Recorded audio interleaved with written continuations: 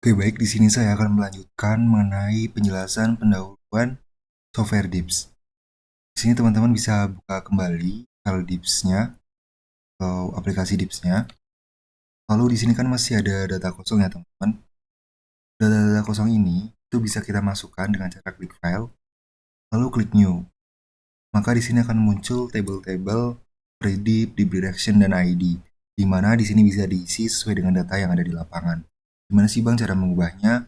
Untuk data di lapangan sendiri kan kita dapatnya strike dip. Sedangkan di sini adanya dip dan dip direction. Maka kita bisa ubah dengan cara tools-tools yang ada di sini. Kita menggunakan tools project settings. Klik toolsnya, lalu di sini ada global orientation format. Di mana pada global orientation format itu bisa diubah berdasarkan data-data yang ada di lapangan. Misal teman-teman dapatnya strike-nya itu mengarah ke north ke east atau searah jarum jam, maka kita gunakan yang strike right dip. Kalau melawan arah jarum jam, misal dari arah strike-nya itu ke north ke west, maka kita menggunakannya strike left dip. Di sini saya menggunakan strike right dip. Kemudian klik OK. Maka di sini tabelnya akan berubah menjadi strike dip. Ini sebagai contoh, saya akan membuka file yang sudah saya olah. Nah, di sini kan sudah ada data strike rate dan dip. Untuk mengisi datanya, kalian tinggal kopas aja dari file Excel yang sudah teman-teman dapatkan di lapangan atau yang sudah asisten berikan. Kemudian tampilannya teman-teman bisa melihat di sini kan ada vektor preset, lalu di sini ada simbolik preset, ada contour preset. Di sini menyesuaikan dengan data yang ada di lapangan atau data yang dibutuhkan nantinya apa. Maka sebagai contoh di sini saya pengen melihat contour presetnya tuh bagaimana. Kalau saya klik contour preset maka akan muncul data seperti ini. Ada max 1, max 2 gitu. Di sini tuh ada tools-tools yang lain, ada file, ada edit, analysis, view, dan sets. Dimana jika di file ini sepertinya ini sebenarnya itu sama kayak yang ada di Word, kayak ada new, open, ada save, sama save as. Lalu yang kedua ada edit.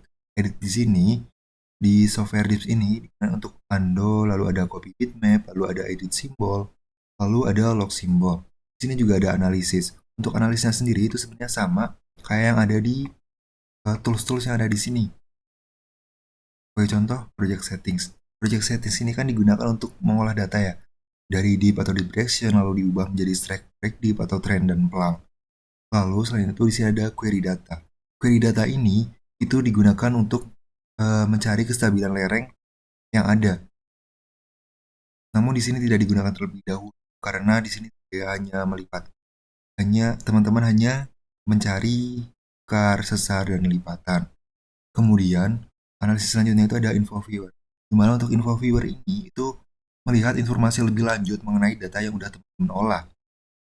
Sebagai contoh, di sini nanti saya akan dapatkan general settingsnya itu bagaimana, lalu ada user preference-nya bagaimana, lalu ada kinematic setting, kinematic analisisnya, di mana saya mendapatkan slope dip-nya itu 70, ada slope dip direction-nya 180, lateral limit angle-nya 20 derajat. Jadi di info viewer ini, teman-teman bisa mendapatkan informasi lebih lanjut terkait data yang udah teman-teman olah di lapangan. Kemudian, di sini ada analisis selanjutnya yaitu ada diagram charts, di mana di sini untuk melihat histogram data teman-teman. Misal saya ingin melihat histogram dari strike rate dip-nya, maka saya klik strike-nya di data to plot, lalu plot tab-nya satu kolom, kemudian klik OK. Maka di sini akan terlihat data histogram yang lebih dominan itu ada di mana. Baik, selanjutnya di sini kita bisa melihat ada tools view ya teman-teman. Tools view-nya ini kita bisa melihat seperti yang ada di sini. Ada vector plot, ada symbolic plot, ada contour plot, lalu ada major point spot dan rosette plot. Di mana untuk yang vector plotnya itu melihat persebaran datanya. Jadi di sini bisa terlihat ya persebaran datanya lebih jelas. Lalu ada symbolic preset. Di mana untuk symbolic preset ini itu menyesuaikan data-data yang di lapangan. Nantinya data-data ini akan terlihat seperti simbol-simbol seperti silang, kotak, atau belah ketupat, lalu ada segitiga, dan masih banyak yang lainnya. Kemudian klik OK, maka akan terlihat persebaran datanya di sebelah sini.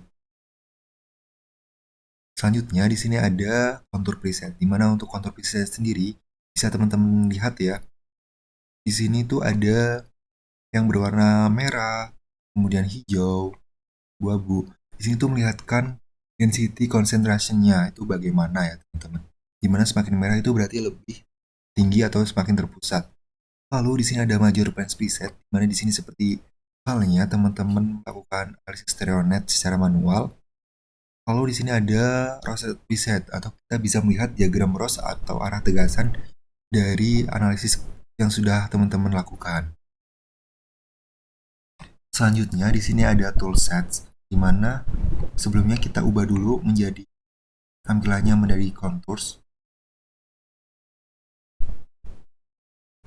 Lalu klik sets. Di mana set ini untuk menambahkan data set Windows, lalu add set freehand, lalu ada add set circular. Lalu di sini ada plans, di mana plans ini itu digunakan untuk menambah bidang sesar maupun bidang bantu yang teman-teman perlukan.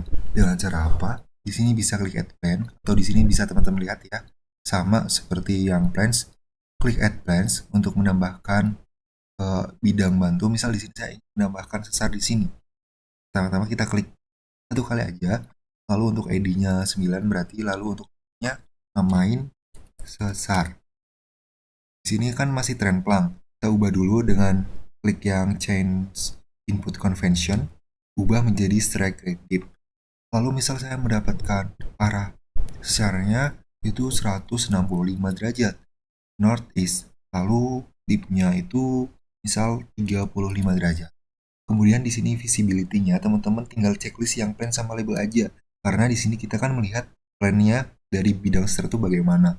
Kemudian klik OK. Maka di sini bisa terlihat arah sesarnya itu ada di sebelah sini ya teman-teman. Dengan simbolnya itu, labelnya itu terlihat sesar. Baik, selanjutnya itu ada add text data. Add text ini itu untuk menambahkan teks-teks yang teman-teman perlukan. Misal di sini bisa ditambahkan kekar. Dan klik OK. Maka di sini akan muncul kekarnya. Di sini juga bisa diubah dengan klik 2 kali sampai berwarna merah. Bisa disesuaikan dengan keberadaan kekarnya itu ada di mana. Oke, baik.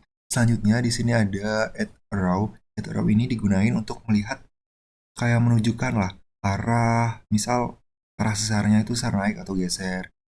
Terus bisa melihat arah arus purbanya tuh bagaimana. Cara klik satu kali lalu tarik sesuai arahnya, maka akan didapatkan gambar sebagai berikut. Lalu di sini ada draw ellipse, lalu ada draw rectangle, lalu ada draw line, terus ada draw polyline, dan draw polygon. Dimana hal ini tuh disesuaikan dengan kebutuhan teman-teman aja mau menggunakan yang mana.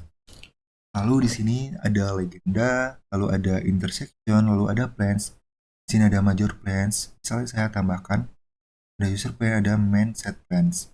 Dimana selanjutnya itu ada stereotype overlay. Teman-teman bisa mengubahnya nih, mau equatorial ataupun polar. Lalu ada custom.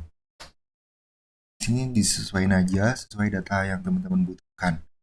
Kemudian di sini ada tools. Lalu ada banyak tools di sini.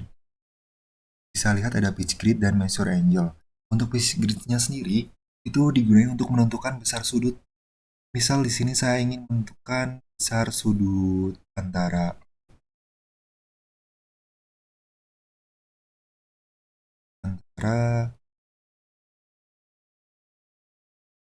ini klik satu kali, besar sudut antara max 2 dengan sigma 1. Ini teman-teman bisa melihat kan di sini ada satu kotak, satu kotak, satu kotak, di mana untuk satu kotak ini itu bernilai 5 derajat. Jadi dua kotak ini bernilai 10 derajat. Bisa kita hitung ya teman-teman, di sini ada 10, 20, 30, 40, 50, dan selanjutnya. Baik, selanjutnya kita ada tools measure angle. Measure angle ini itu digunakan untuk melihat berapa besar sudut dari, misal saya ingin melihat besar sudut antara max 1 dengan max 2 itu berapa. Maka kita bisa klik di sini satu kali aja di max 2 lalu di max 1. Maka akan terlihat bahwa sudutnya itu di 54,51 derajat. Oke, mungkin sekian aja penjelasan mengenai pendahuluan software tips